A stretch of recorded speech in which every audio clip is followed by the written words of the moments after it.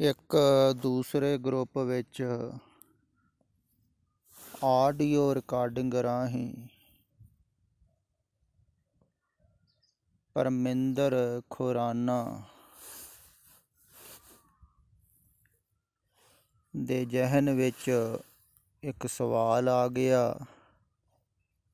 ਉਹਨੇ ਪੁੱਛਿਆ ਹੈ ਕਿ ਅਸੀਂ ਸਿੱਖ ਕੇਸ ਨਹੀਂ ਕਟਾ ਸਕਦੇ, ਹਾਂ ਵਾਲ ਨਹੀਂ ਕਟਾ ਸਕਦੇ।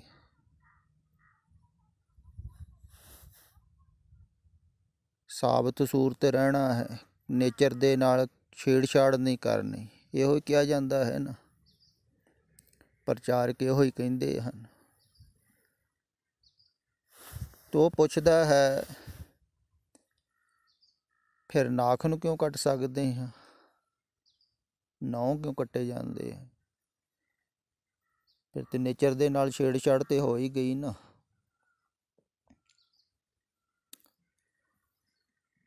ਅਗਰ ਤੁਸੀਂ ਵਾਸਤਵਿਕ ਦੇ ਵਿੱਚ ਨੈਚੁਰਲ ਰਹਿਣਾ ਚਾਹੋ ਨਾ, ਤੇ ਫਿਰ ਤੇ ਤੁਹਾਨੂੰ ਬਹੁਤ ਕੁਝ ਛੱਡਣਾ ਪਵੇਗਾ। ਸਿਰਫ ਕੇਸਾਂ ਦੇ ਕਰਕੇ ਤੁਸੀਂ ਨੈਚੁਰਲ ਥੋੜ੍ਹੀ ਹੋ ਜਾਂਦੇ ਹੋ।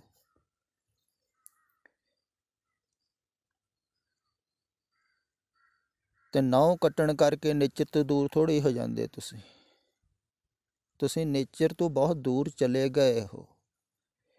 ਆਦਮੀ ਜਿੰਨਾ ਨੇਚਰ ਤੋਂ ਦੂਰ ਜਾਂਦਾ ਹੈ ਓਨਾ ਹੀ ਦੁਖੀ ਹੁੰਦਾ ਹੈ। ਜੇ ਨੇਚਰ ਦੇ ਕੋਲ ਰਹਿਣਾ ਹੈ ਫਿਰ ਤੇ ਪਸ਼ੂਆਂ ਵਾਂਗੂ ਰਹੋ। ਪਸ਼ੂ ਰਹਿੰਦੇ ਹਨ ਨੇਚਰ ਕੋਲ, ਖੁੱਲ੍ਹੇ ਆਸਮਾਨ ਦੇ ਥੱਲੇ, ਦਰਖਤਾਂ ਦੇ ਥੱਲੇ ਬੈਠਦੇ ਹਨ, ਨਦੀਆਂ 'ਚੋਂ ਪਾਣੀ ਪੀਂਦੇ ਹਨ।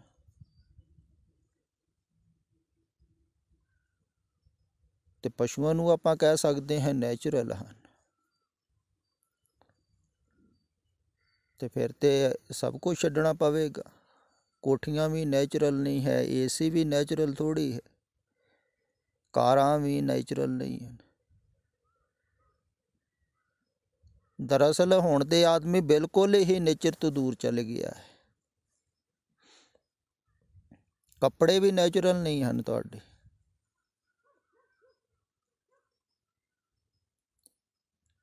ਤੇ ਨੇਚਰ ਦੇ ਕੋਲ ਜਾਣਾ ਹੈ ਤੇ ਫਿਰ ਤੇ ਪਿੱਛੇ ਨੂੰ ਜਾਣਾ ਪਵੇਗਾ ਨਾ।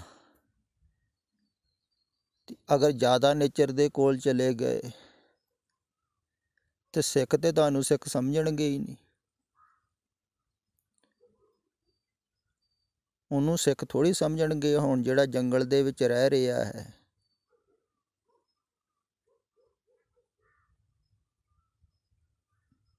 ਤੋ ਜੰਗਲ ਦੇ ਵਿੱਚ ਕਿਵੇਂ ਰਵੇਗਾ? ਉੱਥੇ ਤੇ ਕੋਈ ਸੁੱਖ ਸੁਵਿਧਾ ਹੈ ਨਹੀਂ। ਹੋ ਸਕਦਾ ਇਸ਼ਨਾਨ ਕਰਨ ਨੂੰ ਵੀ ਕੁਛ ਨਾ ਹੋਵੇ, ਪਾਣੀ ਵੀ ਨਾ ਹੋਵੇ, ਨਹਾਉਂਦਾ ਵੀ ਛੇਤੀ ਨਾ ਹੋਵੇ। ਫਿਰ ਉਹ ਨੇਚਰ ਤੋਂ ਦੂਰ ਥੋੜ੍ਹੀ ਚਲੇ ਜਾਂਦਾ ਹੈ। ਪਸ਼ੂ ਨੇਚਰ ਤੋਂ ਦੂਰ ਥੋੜ੍ਹੀ ਜਾ ਰਹੇ ਹਨ, ਨਹਾਉਂਦੇ ਨਹੀਂ ਹਨ। ਉਹ ਬਾਰਿਸ਼ ਆਉਂਦੀ ਹੈ ਤੇ ਨਹਾ ਲੈਂਦੇ ਆ। ਤੇ ਫਿਰ ਤੇ ਉਹਨੂੰ ਸਿੱਖ ਸਮਝਣਗੇ ਹੀ ਨਹੀਂ। ਇਹ ਸਿਰਫ ਸਿੱਖ ਆਪਣੇ ਆਪਣੇ ਢੰਗ ਦੇ ਨਾਲ ਉਦਾਹਰਣਾਂ ਦਿੰਦੇ ਹਨ। ਖਿਆਲ ਵਿੱਚ ਰੱਖੋ। ਪੁਰਾਣਿਆਂ ਨੇ, ਬਜ਼ੁਰਗਾਂ ਨੇ ਕਿਹਾ ਸੀ ਵੀ ਤੁਸੀਂ ਨੇਚਰ ਦੇ ਕੋਲ ਰਹੋਗੇ ਨਾ ਤੇ ਸ਼ਾਂਤ ਹੋ ਜਾਓਗੇ। ਤੇ ਇੱਕ ਸ਼ਾਂਤੀ ਦਾ ਉਪਾਅ ਹੈ ਨੇਚਰ ਦੇ ਕੋਲ ਰਹਿਣਾ।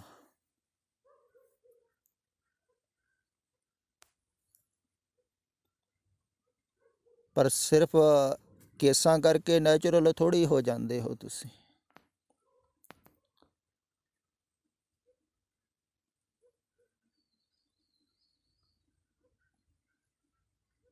ਤੇ ਫਿਰ ਕੁਛ ਐਸੀ ਉਮਰ ਹੁੰਦੀ ਹੈ ਜਿਹਦੇ ਵਿੱਚ ਬਹੁਤ ਸਾਰੇ ਸਵਾਲ ਉੱਠਦੇ ਹਨ। ਫਿਰ ਨਹੁੰ ਕਿਉਂ ਕੱਟੇ ਜਾਂਦੇ ਹਨ? ਬੁੱਧੀ ਸਵਾਲ ਉਠਾਉਂਦੇ ਹਨ। ਅਗਰ ਜਵਾਬ ਵੀ ਮਿਲ ਜਾਵੇ ਤੇ ਮਿਲਦਾ ਥੋੜ੍ਹੀ ਹੈ ਕੁਝ ਵੀ। ਸਿਰਫ ਖਿਆਲ ਹੁੰਦਾ ਹੈ ਵੀ ਮੈਂ ਜਾਣ ਗਿਆ ਬਹੁਤ ਕੁਛ ਧਰਮ ਬਾਰੇ। ਤੇ ਜਿਹੜਾ ਜ਼ਿਆਦਾ ਜਾਣਦਾ ਹੋਵੇ ਉਹਦਾ ਸਤਿਕਾਰ ਵੀ ਜ਼ਿਆਦਾ ਕਰਦੇ ਹਨ ਧਾਰਮਿਕ ਲੋਕ। ਸੱਭੇ ਆਦਮੀ ਕਿਹਨੂੰ ਕਹਿੰਦੇ ਹਨ? ਜਿਹੜਾ ਜ਼ਿਆਦਾ ਜਾਣਦਾ ਹੋਵੇ ਸਮਾਜ ਬਾਰੇ, ਧਰਮ ਬਾਰੇ, ਕਹਿੰਦੇ ਹਨ ਇਹ ਸੱਭੇ ਹੈ। ਇਹ ਸਮਾਜ ਦੇ ਵਿੱਚ ਸ੍ਰੇਸ਼ਟ ਆਦਮੀ।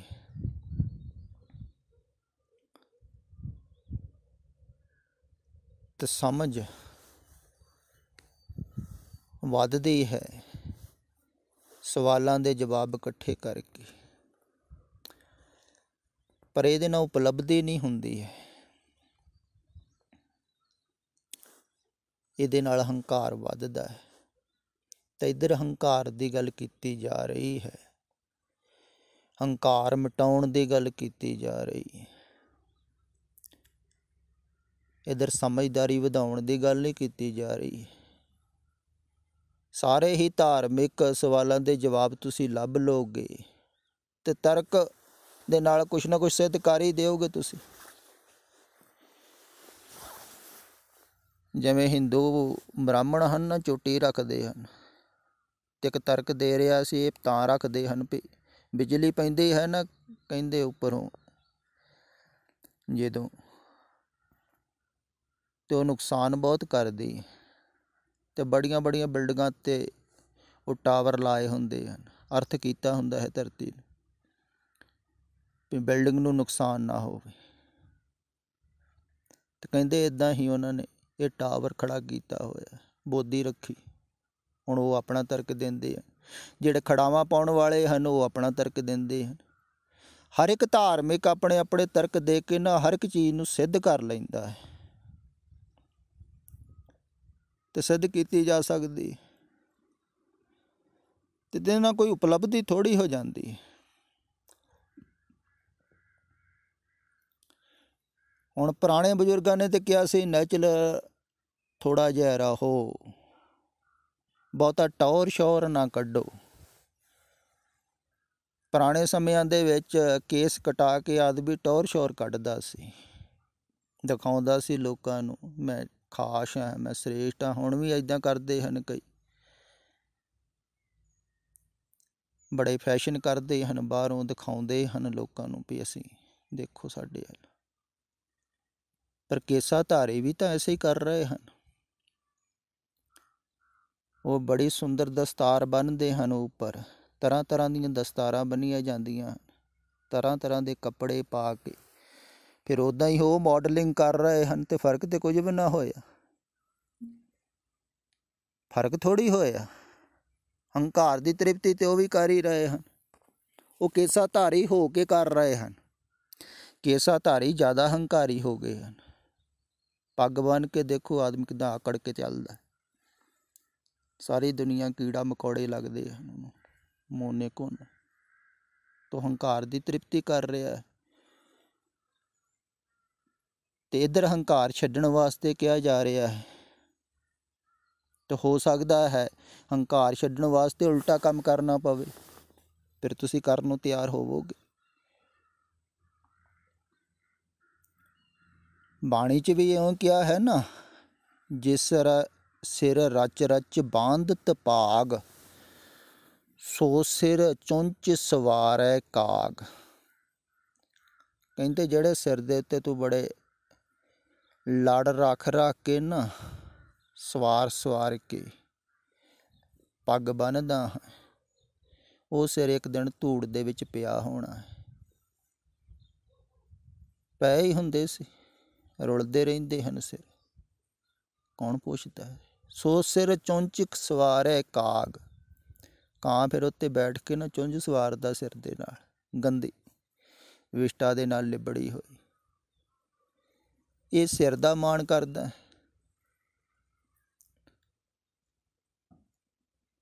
ਸਿਰ ਝੁਕਾਉਣਾ ਸੀ,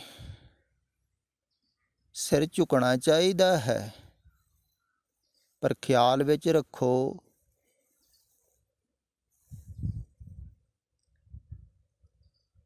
ਸਿਰ ਦੇ ਉੱਤੇ ਪੱਗ ਬੰਨ੍ਹ ਕੇ, ਸੁੰਦਰ ਦਸਤਾਰ ਬੰਨ੍ਹ ਕੇ ਆਦਮੀ ਜ਼ਿਆਦਾ ਹੰਕਾਰੀ ਹੋ ਰਿਹਾ ਹੈ। ਹੋਣਾ ਉਲਟਾ ਚਾਹੀਦਾ ਸੀ। ਉਹ ਕਹਿੰਦਾ ਹੈ ਝੁਕਣਾ ਹੀ ਕਿਸੇ ਨਹੀਂ ਅੱਗੇ, ਝੁਕਾਉਣਾ ਹੈ ਸਾਰਿਆਂ ਨੂੰ। ਤੇ ਉਲਟੀ ਗੱਲ ਹੋ ਗਈ ਨਾ। ਇਹ ਤੇ ਨੇਚਰ ਤੋਂ ਜ਼ਿਆਦਾ ਦੂਰ ਚਲੇ ਗਏ। ਫਿਰ ਕੇਸ ਰੱਖ ਕੇ ਨੇਚਰ ਤੋਂ ਦੂਰ ਚਲੇ ਗਏ। ਨੇਚਰ ਦੇ ਕੋਲ ਤੇ ਉਹ ਹੈ ਜਿਹੜਾ ਬਿਲਕੁਲ ਸਹਿਜ ਹੈ, ਸਰਲ ਹੈ। ਖਿਆਲ ਵਿੱਚ ਰੱਖੋ, ਨੇਚਰ ਦੇ ਕੋਲ ਜਿੰਨਾ ਤੁਸੀਂ ਜਾਓਗੇ ਉਹਨੇ ਸਹਿਜ ਹੁੰਦੇ ਜਾਓਗੇ। ਨਹੁੰ ਕੱਟਣ ਦੇ ਨਾਲ ਕੋਈ ਨੇਚਰ ਤੋਂ ਦੂਰ ਨਹੀਂ ਚਲੇ ਜਾਂਦਾ ਹੈ। ਕਈਆਂ ਦੇ ਹੱਥ ਕੱਟੇ ਜਾਂਦੇ, ਕਈਆਂ ਦੀਆਂ ਲੱਤਾਂ ਕੱਟੀਆਂ ਜਾਂਦੀਆਂ, ਤਾਂ ਨੇਚਰ ਤੋਂ ਥੋੜ੍ਹੀ ਦੂਰ ਚਲੇ ਜਾਂਦੇ।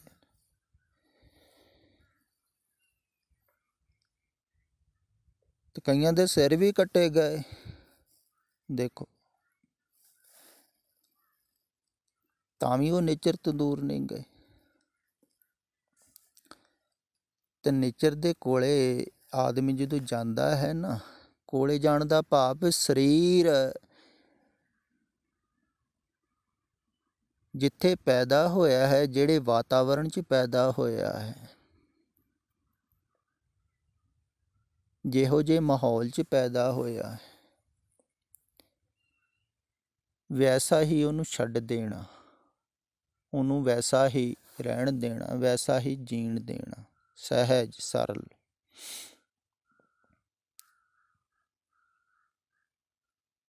ਸੁਭਾਵਿਕ, ਤੇ ਸਰੀਰ ਸ਼ਾਂਤ ਹੁੰਦਾ ਹੈ।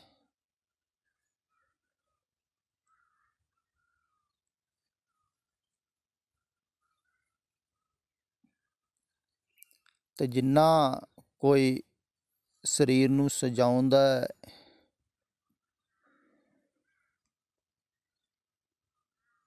ਤੇ ਸਰੀਰ ਨੂੰ ਦਿਖਾਉਣ ਵਾਸਤੇ ਤਰ੍ਹਾਂ ਤਰ੍ਹਾਂ ਦਾ ਅਡੰਬਰ ਕਰਦਾ ਹੈ, ਭੇਖ ਬਣਾਉਂਦਾ ਹੈ, ਉਹ ਤੇ ਹੰਕਾਰ ਦੀ ਤ੍ਰਿਪਤੀ ਕਰ ਰਿਹਾ ਨਾ, ਸਰੀਰ ਨੂੰ ਦਿਖਾਉਣ ਵਾਸਤੇ। ਹੁਣ ਨੈਚੁਰਲ ਢੰਗ ਦੇ ਨਾਲ ਵੀ ਸਰੀਰ ਨੂੰ ਦਿਖਾਇਆ ਜਾਂਦਾ, ਤੇ ਦਿਖਾਉਣਾ ਨਹੀਂ ਹੈ।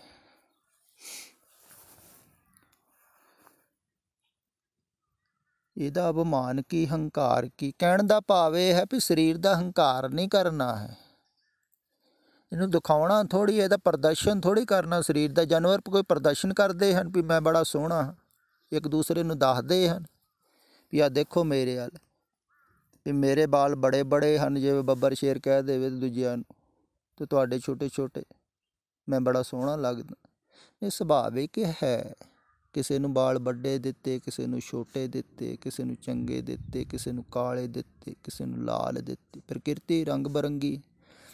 ਇਵੇਂ ਹੀ ਇਨਸਾਨਾਂ ਵਿੱਚ ਵੀ ਹੈ। ਕਈਆਂ ਦੇ ਦਾੜੀ ਹੁੰਦੀ ਨਹੀਂ, ਕਈਆਂ ਦੇ ਕੇਸ ਸ਼ੁਰੂ ਤੋਂ ਬਚਪਨ ਤੋਂ ਚਿੱਟੇ ਹੁੰਦੇ, ਕਈਆਂ ਦੇ ਕਾਲੇ ਹੁੰਦੇ। ਤੇ ਅਲੱਗ ਅਲੱਗ ਰੰਗ ਹਨ, ਅਲੱਗ ਅਲੱਗ ਰੂਪ ਹਨ ਪ੍ਰਕਿਰਤੀ ਦੇ। ਤੇ ਠੀਕ ਹੈ, ਜਿਸ ਤਰ੍ਹਾਂ ਦਾ ਵੀ ਹੈ, ਜਿਹੜੇ ਮਾਹੌਲ ਦੇ ਵਿੱਚ ਹੈ, ਜਿਸ ਤਰ੍ਹਾਂ ਦਾ ਵੀ ਹੈ, ਸਹਿਜ। ਤੇ ਦਿਖਾਵਾ ਥੋੜ੍ਹੀ ਕਰਨਾ।